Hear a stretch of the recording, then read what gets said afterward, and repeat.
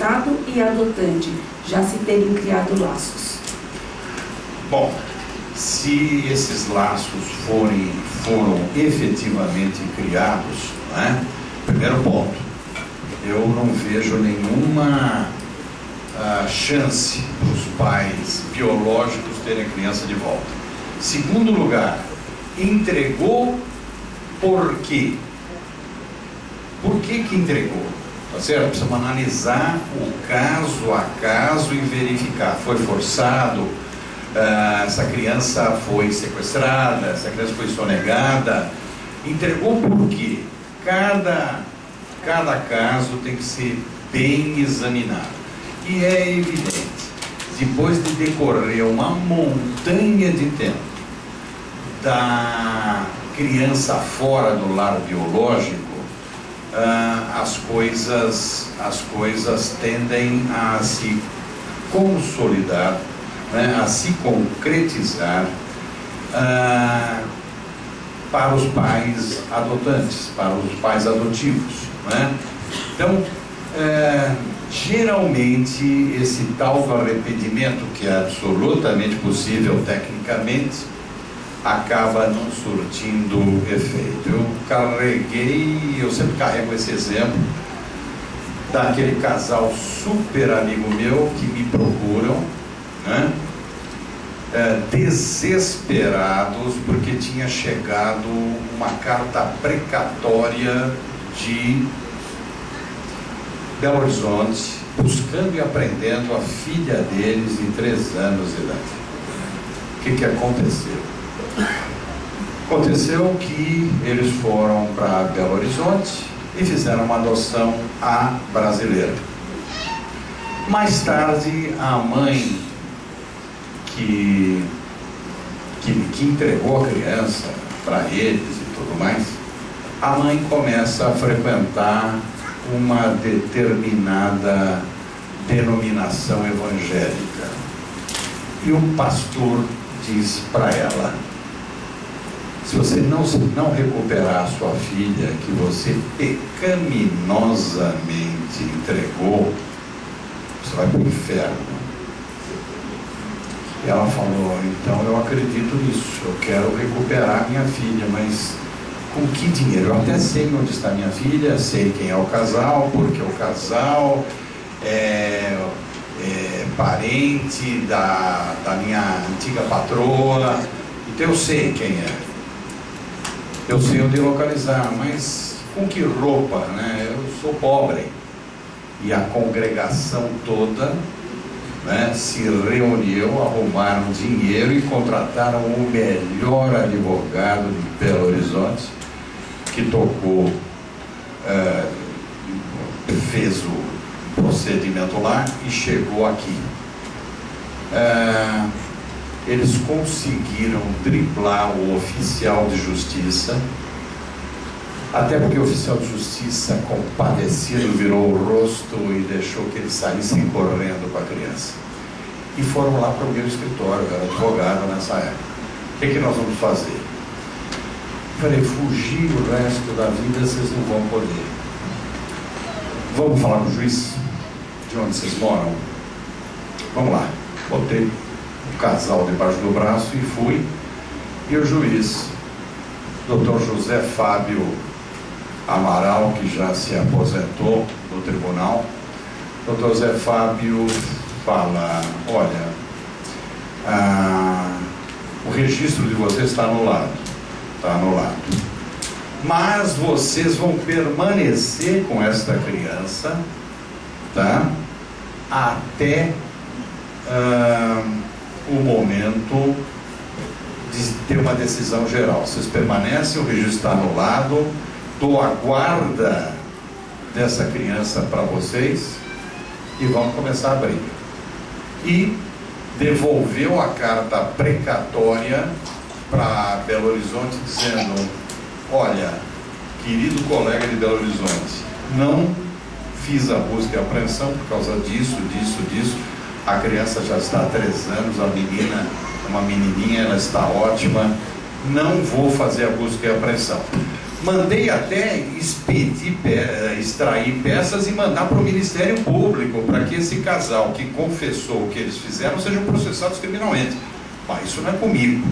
Comigo é o bem-estar dessa criança. E daí,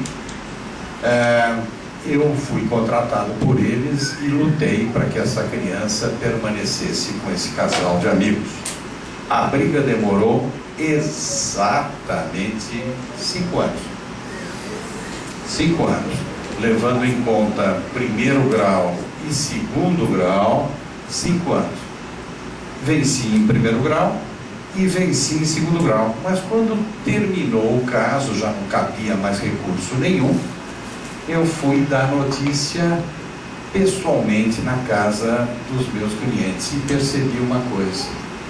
Meu Deus, eles ficaram velhinhos em 5 anos. Eram jovens na minha idade, de repente eu chego lá e vejo 2 velhinhos. O sofrimento, a preocupação tinha envelhecido os 2.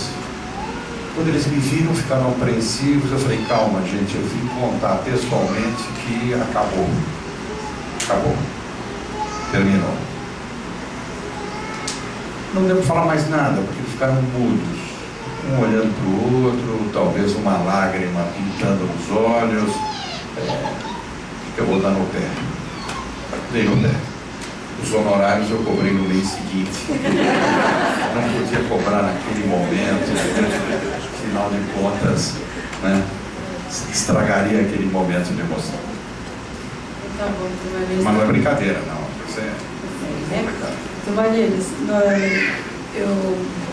eu vi que na ONG do senhor, o senhor tem um apelido muito bom. Eu posso revelar o apelido do senhor? O doutor é conhecido carinhosamente como Totó. Totó não.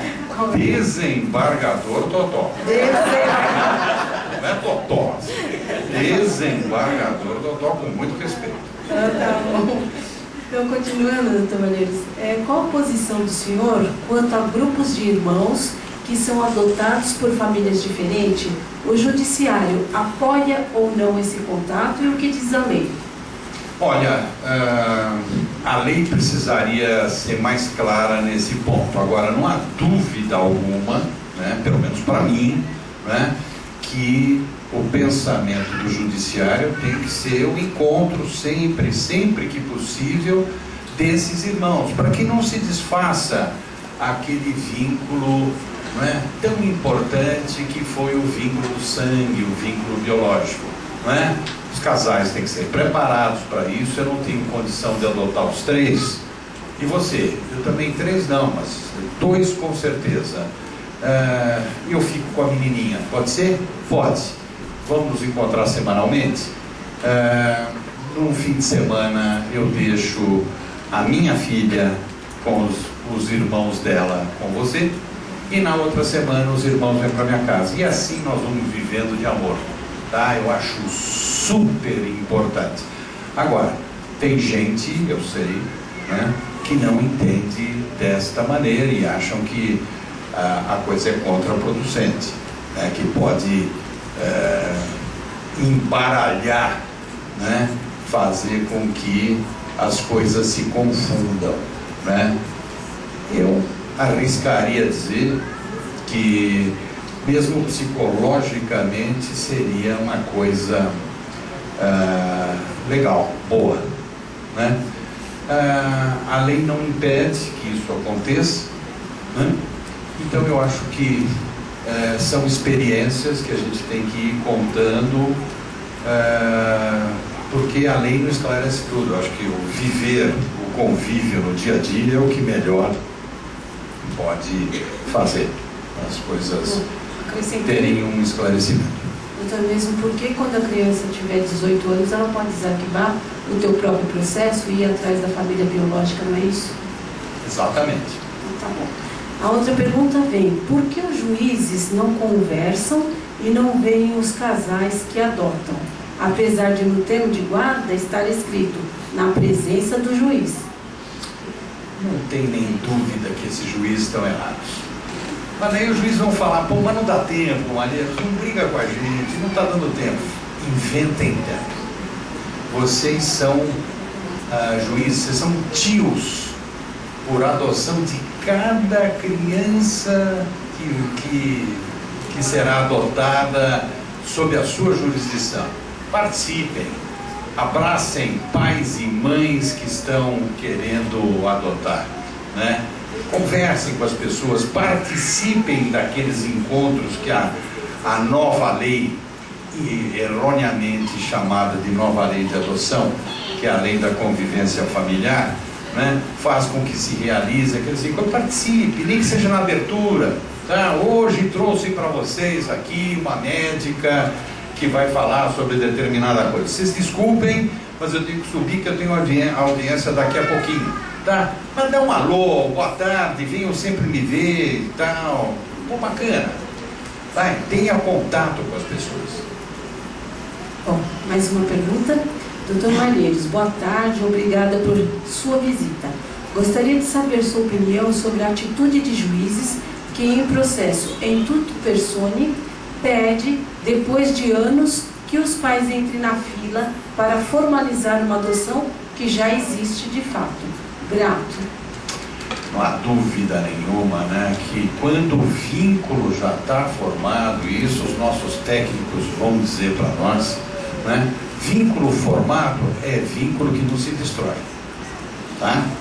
Obrigada. Vínculo não tem cabimento, né? Obrigada, doutor Malheiros. E assim, olha, eu queria só esclarecer e pontuar algumas coisas que a gente já tem visto no grupo de apoio à adoção, né? A gente fala de intuito personae. Para quem está aqui pela primeira vez e não entende o que é isso, intuito personae é quando, no artigo 166 do Estatuto da Criança e do Adolescente, a mãe entregava o filho de livre e espontânea vontade e assinava um termo de declaração de que ela nada tinha a opor que aquele casal adotasse aquela criança. Essa adoção é a brasileira? Não, é uma adoção legal, é uma adoção que se faz e é uma adoção que sempre foi feita e não existe esse problema de ter ou não ter aquela questão, não, alguém vai pegar meu filho de volta. E intuito personae também, Shirley, o filho da minha empregada doméstica, ela vai embora, desaparece, não sei se foi para o Piauí, para onde ela foi, desapareceu e o menininho foi ficando comigo. Foi ficando comigo e um belo dia eu resolvo contar para o juiz da Vara da Infância e Juventude que o menininho ficou comigo, que eu quero aquele menininho para mim, e de repente eu tomo um bruta de um susto porque o juiz me toma essa criança, né? Então, dependendo do tempo que a criança está com aquele casal que generosamente foi ficando com a criança e que depois vai... essa criança ficando com o jeitão de filho da gente, criando um bruto de um vínculo, de repente a coisa pode assustar.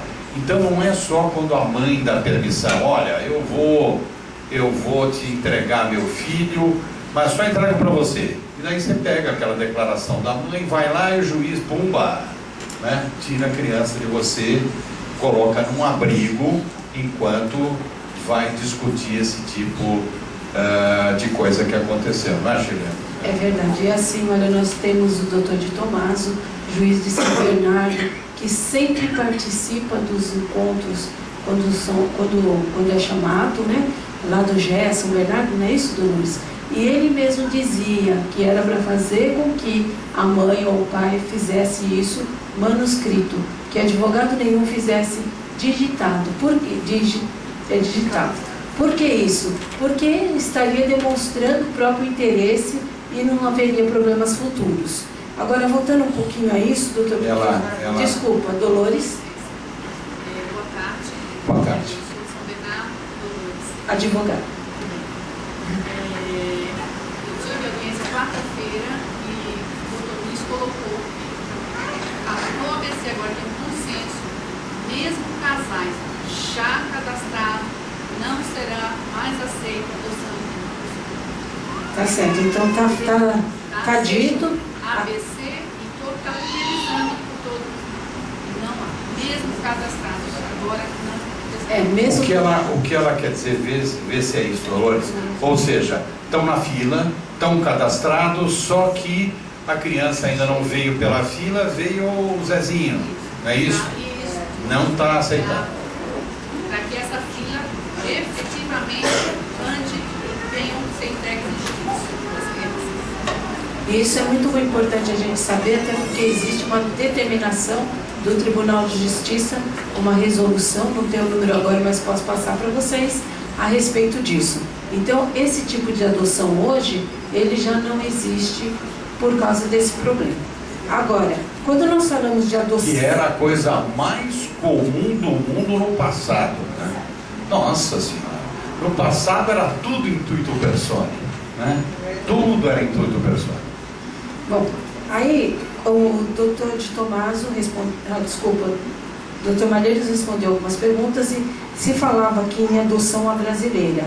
Nós, dos grupos, não utilizamos mais a brasileira, porque o brasileiro não faz coisa errada. Alguns fazem, mas nem todos, né? Então nós falamos em adoção ilegal. O que é isso? É ir no hospital, pega a criança, registra no seu próprio nome, foge a toda uma situação, arruma testemunha falsa e diz que aquela criança é seu filho. Essa adoção sim é ilegal, tá bom, gente? Então, doutor Malheiros, vamos lá. Aquela pergunta que eu tinha feito ao Jorge. Doutor Malheiros, qual a sua opinião? Desculpa. Doutor Malheiros, qual é o tempo máximo que uma criança que foi colocada no abrigo desde o nascimento poderá ser recebida por uma família adotiva? A criança, pela lei, tem que ser devolvida para a família biológica, se trabalhada, se o perigo dentro de casa desapareceu, ou ser colocada em adoção em 2 anos. O período de ficar num abrigo, isto não tem prazo, né? Ser colocada em adoção ou ser devolvida para a família é 2 anos, sob pena de responsabilização da autoridade judiciária. 2 anos. Agora, ser colocado em adoção não significa que vá ser adotado. Portanto, pode permanecer num abrigo para sempre, ou seja, até os 18 anos de idade. Quando bate nos 18, daí vai embora. Eu fiz a pergunta, né, porque trabalho no Conselho Tutelar e a gente tem muitos casos que colocam as crianças de filhos de usuários que não tem como recuperação, que eles desaparecem e a criança fica até mais de 1 ano esperando uma adoção. E talvez seja adotada, talvez não seja, mas deve ser colocada em adoção ou devolvida para os pais biológicos ou colocada na chamada família extensa ou extensiva. O casal pode não ter dado certo, os pais da criança, mas a avó é maravilhosa, a tia é maravilhosa.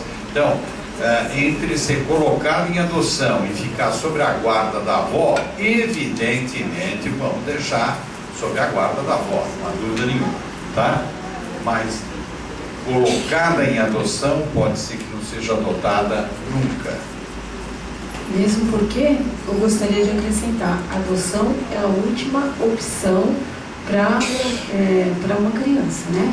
Eu, nas minhas andanças nos anos 70 e 80, eu encontrei um morador de rua, muito jovem,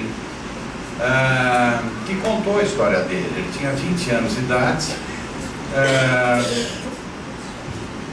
tinha 22 anos de idade e ele tinha ficado num abrigo, né, até os 21 e depois foi embora, não tinha para onde ir e acabou indo para as ruas. É evidente que eu dei toda uma atenção para esse rapaz se tornou funcionário público, é um funcionário de um dos cartórios lá de São Paulo, funcionário do judiciário, está terminando o curso de Direito, já casou com uma mulher muito bonita há alguns anos atrás, teve 2 filhos e outro dia eu perguntei para ele, cara, você venceu. Por que você tem essa cara triste sua? Maria, porque você sabe perfeitamente porque eu fui rejeitado desde o momento que eu nasci. Fui rejeitado pelos meus pais biológicos, fui para um local de acolhimento e vi as outras crianças saírem para ser adotadas. Eu nunca fui adotado. De repente, num Natal, eu sei que as pessoas não fizeram por mal, quando eu tinha 10 anos de idade, me retiraram, me levaram para casa, ganhei roupa nova, comi do bom e do melhor, ganhei um monte de presente. Depois do Natal me levaram para o litoral, eu nunca tinha visto o mar, praia, mar, passagem de anos com foguetório, e daí me devolvem novamente para o abrigo, tá certo? E as crianças indo embora, e eu ficando, né? De repente, eu completo 21 anos, isso era nos anos 70, vou embora e não tive para onde ir. Quer dizer, depois você me encontrou, você me ajudou muito, eu acabei estudando, acabei entrando para o judiciário para ser um funcionário de cartório, me dou bem, me casei com uma mulher maravilhosa, tive 2 filhos lindos, não é? Mas isso ficou, sabe, eu ter sido rejeitado grande parte na minha vida, sabe, a cicatriz está comigo. Quer dizer, são certas coisas que, por melhor que a vida passe a sorrir, vai doer.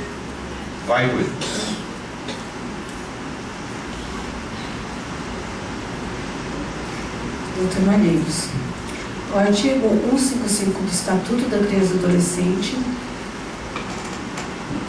eu não estou entendendo muito bem a letra, mas dá que tenha legítimo interesse, quem tem o legítimo interesse em provocar a destituição do poder familiar de uma criança que esteja no abrigo há mais de 2 anos. Não entendi bem, mas vamos lá.